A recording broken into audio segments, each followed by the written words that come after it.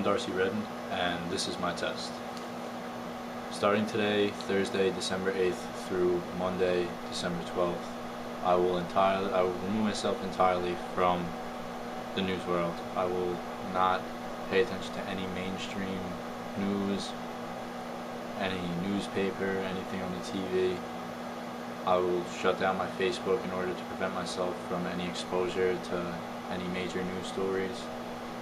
And I will even take the New York Times application off my phone in order to ensure that I'm not notified of any breaking news.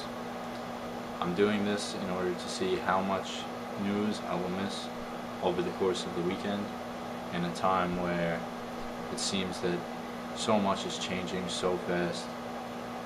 I am going to see exactly how much you miss out by closing the blinds, so to speak, for the next 4 days.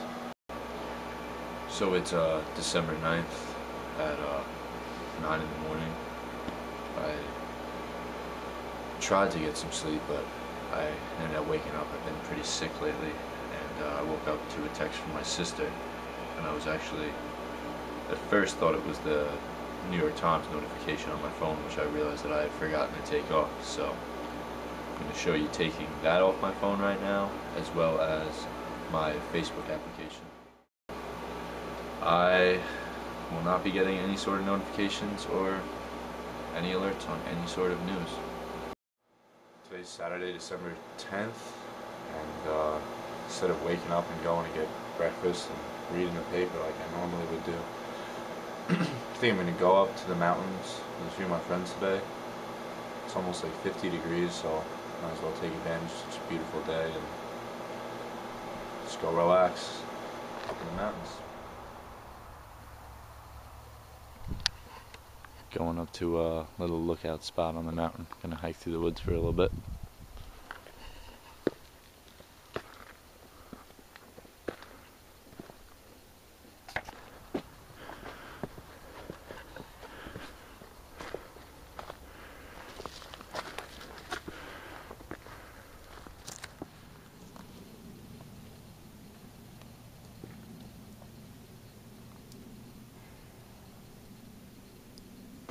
So it is now Sunday, December 11th.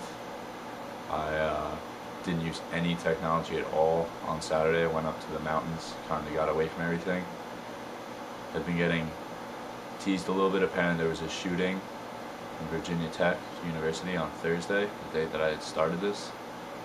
I didn't really know that any of that had happened, so when anyone brought it up, I thought they were referring to the other shooting that had taken place at Virginia Tech a few years ago, so I looked like a pretty big idiot. But also, when I came back to New Paltz, there was people occupying the park by Vandenberg Hall. Wasn't really aware that that was being organized, so that was a bit of a shock to just see about 4 people camped out for the Occupy New Paltz movement. Didn't look like they spread awareness too much. Today's Monday, December 12th. It's the last day of my challenge, so I guess it's kind of like the moment of truth, but considering I'll be reading news later on, I wouldn't really call it that.